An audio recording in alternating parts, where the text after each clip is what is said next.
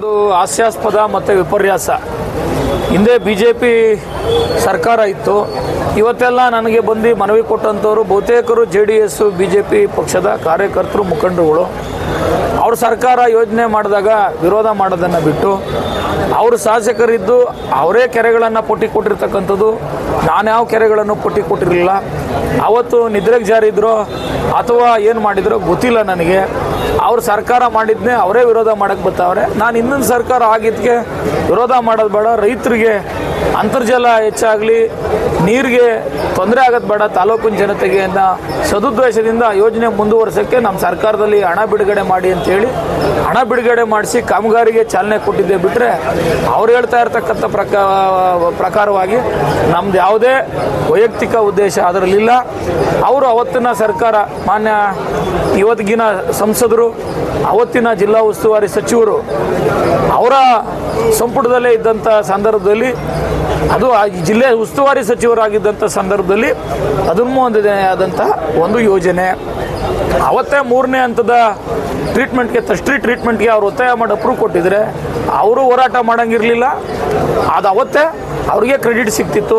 ನಾನು ಹಣ ಬಿಡುಗಡೆ ಮಾಡ್ಸಂಗೂ ಇರಲಿಲ್ಲ.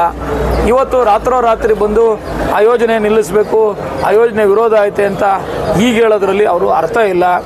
ಆಗಿನ ಸರ್ಕಾರದ ಯೋಜನೆ ನಮ್ಮ ಸರ್ಕಾರ ಮುಂದುವರಿಸಿದೆ.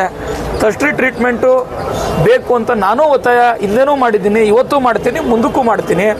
ಆದರೆ ಇವತ್ತೇನು ಅವರು ಸರಿ ಇಲ್ಲ, ಅದು ವಿಷಪೂರಿತ ಅಂತ ಏನು ಹೇಳಿದ್ದಾರೆ. ನಾನು ಸಭೆಯಲ್ಲೂ ನನಗೆ ಅರ್ಜಿ ಕೊಟ್ಟವ್ರಿಗೆ ಹೇಳಿದ್ದೀನಿ, ಅವರು ಕಾನೂನಾತ್ಮಕವಾಗಿ ಏನು ಅದಕ್ಕೆ ಸೂಕ್ತ ದಾಖಲಾತಿಗಳನ್ನು ಒದಗಿಸಿ ಸರ್ಕಾರ 2ನೇ ಹಂತದ ಟ್ರೀಟ್ಮೆಂಟ್ ಸಾಕು ಅಂತರ್ಜಲ ಹೆಚ್ಚೋಕ್ಕೆ, ಅಂತರ್ಜಲ ವೃದ್ಧಿ ಮಾಡಲಿಕ್ಕೆ ಅಂತ ಈಗ ಆಲ್ರೆಡಿ ಹಲವಾರು ರೀತಿಯ ಘೋಷಣೆಗಳನ್ನು ಮಾಡಿದೆ.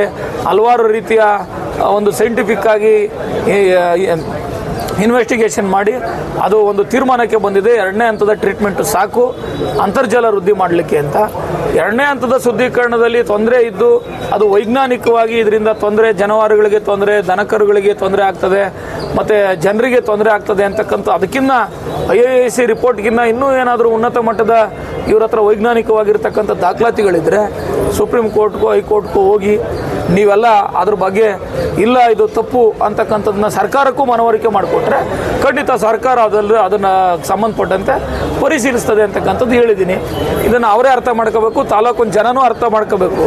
ಮಾಜಿ ಶಾಸಕರಾಗಿದ್ದಂಥ ಶ್ರೀನಿವಾಸ ಮೂರ್ತಿ ಅವರು ಹಲವಾರು ಸಭೆಗಳು ನಡೆಸಿ, ಅವರು ಯಾವುದೋ ಒಂದು ಸೋಷಿಯಲ್ ಮೀಡಿಯಾದಲ್ಲಿ ನಾನು ನೋಡಿದೆ, ಈ ಯೋಜನೆ ನಾನು ಕೃಷ್ಣ ಬೈರೇಗೌಡರು, ದೊಡ್ಡಬಳ್ಳಾಪುರದ ವೆಂಕಟರಮಣಯ್ಯನವರು ಅಂತ ಹೇಳಿ ಅವರೇ ವಿಪರ್ಯಾಸಕ್ಕೆ ಆಯ್ತದೆ. ಇವತ್ತು ನನಗೆ ಆಶ್ಚರ್ಯ ಆಯ್ತದೆ, ಅವರೇ ಮಾಡಿದಂಥ ಯೋಜನೆನ ಅವರೇ ವಿರೋಧ ಮಾಡ್ತಕ್ಕೆ ಬರ್ತಾ ಇರ್ತಕ್ಕಂಥದ್ದು ಏನಕ್ಕೆ ಅನ್ನೋದು ನನಗೆ ಅರ್ಥ ಆಯ್ತಾ ಇಲ್ಲ. ಬಹುಶಃ ಈ ಕೆರೆ ತುಂಬಿದ್ರೆ ರೈತರಿಗೆ ಒಳ್ಳೇದಾಗೋದು ಅವ್ರಿಗೆ ಇಷ್ಟ ಇಲ್ಲ ಅನ್ಸೋ ಕಾಣುತ್ತೆ. ಇದಕ್ಕೆ ನೀವೇ ಈ ತಾಲೂಕಿನ ಜನ ಯೋಚನೆ ಮಾಡಬೇಕು. ಇವತ್ತು ಅಂದಾನಪ್ಪನವ್ರು ಬಂದರು, ಬೇರೆ ಬೇರೆಯವ್ರು ಬಂದು ನೀರು ಬೇಡ ಅಂತ ಹೇಳಿದ್ರು. ಆದರೆ ಈ ತಾಲೂಕಿನ ಜನ ರೈತರು, ನಾನು ಹೋದಂಥ ಹಳ್ಳಿಲಿ ಕೇಳ್ತಾ ಇದ್ದೀನಿ, ನೀರು ಬೇಕು ಅಂತ ಅವರೇ, ನೀರು ಬೇಕು ಅನ್ನೋರು ಅವರು ದಾಖಲಾತಿಗಳನ್ನು ಇಲಾಖೆಗೆ ಒದಗಿಸಿ ಈಗ ಆಲ್ರೆಡಿ ಸರ್ಕಾರದಲ್ಲಿ ಹಿಂದೆ ಸುಪ್ರೀಂ ಕೋರ್ಟು ಹೈಕೋರ್ಟ್ಗೆ ಹೋಗಿ ಇದು ನೀರು ಅಂತರ್ಜಲ ಹೆಚ್ಚೋದ್ರಲ್ಲಿ ಯಾವುದೇ ರೀತಿ ತೊಂದರೆ ಇಲ್ಲ ಮಾಡ್ಬೋದು ಅಂತ ಹೇಳಿದ್ದಾರೆ. ಇವರು ಅದಕ್ಕಿಂತ ಮುಂದೆ ಹೋಗಿ ದಾಖಲಾತಿ ಕೊಟ್ಟು ಜನಕ್ಕೇನೋ ತೊಂದರೆ ಆಗೋಂಥದ್ದು ಯಾವುದಾದ್ರು ಸರ್ಕಾರ ಮಾಡ್ತದಾ? ಹೋಗ್ಲಿ, ನಾವು ಜನರಿಗೆ ತೊಂದರೆ ಕೊಡೋಕ್ಕಾಯ್ತದ? ತೊಂದರೆ ಆಗೋದಾದರೆ ಅವರು ಸೂಕ್ತ ದಾಖಲಾತಿ ಕೊಟ್ಟು ಕೋರ್ಟ್ಗೆ ಮನವರಿಕೆ ಮಾಡಿಕೊಡ್ಲಿ, ಸರ್ಕಾರಕ್ಕೆ ನಿರ್ದೇಶನ ಕೊಡಿಸ್ಲಿ. ನಾವು ಅದನ್ನೇನು ನಂದೇನು ತಕರಾರಿಲ್ಲ. ಅದು ಬಿಟ್ಬಿಟ್ಟು ರಾಜಕಾರಣಕ್ಕೋಸ್ಕರ ಏನೇನೋ ಅಪಪ್ರಚಾರ ಮಾಡ್ತಕ್ಕಂಥದ್ದು ಇವೆಲ್ಲ ಬಿಡಬೇಕು.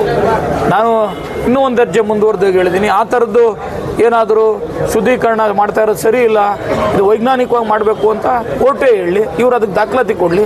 ಈಗ ನಾನು 3ನೇ ಹಂತದ ಟ್ರೀಟ್ಮೆಂಟ್ ಬೇಕು ಅಂತ ನಾನು ಒತ್ತಾಯ ಮಾಡ್ತೀನಿ ಸರ್ಕಾರಕ್ಕೆ. ಇನ್ನೂ ಆದರೆ ಒಳ್ಳೇದಲ್ವಾ? BJP ಸರ್ಕಾರ ಹಿಂದೆ ಅದನ್ನು ಅನುಮೋದನೆ ಕೊಟ್ಟಾಗ 3ನೇ ಹಂತದ ಟ್ರೀಟ್ಮೆಂಟ್ ಅವ್ರಿಗೆ ಕೊಡ್ಬೋದಿತ್ತಲ್ಲ. ಸುಧಾಕರ್ ಅವತ್ತು ಸುಮ್ಮನೆ ಇದ್ಬಿಟ್ಟು ಇವತ್ತು ಸ್ಟೇಟ್ಮೆಂಟ್ ಮಾಡಿದ್ರೆ ಅದು ಯಾವ ಸರಿ? ಹಿರಿಯರು, ಅವರು ಮಂತ್ರಿಗಳಾಗಿದ್ದಂಥವ್ರು, 2-3 ಸಾರಿ ಶಾಸಕರಾಗಿದ್ದಂಥವ್ರು, ಇವತ್ತು ಸಂಸತ್ತಿನಲ್ಲಿ ಸದಸ್ಯರಾಗಿದ್ದಂಥವ್ರು, ಅವತ್ತು ಒಳ್ಳೆಯದು ಇವತ್ತು ಕೆಟ್ಟದ್ದಾ? ಇವರೇ ಮಾಡ್ಬೋದಿತ್ತಲ್ಲ. ಇವರೇ ಈ ಜಿಲ್ಲೆಯ ಜನತೆ ಬಗ್ಗೆ ಅವತ್ತು ಕಾಳಜಿ ಇರಲಿಲ್ವಾ?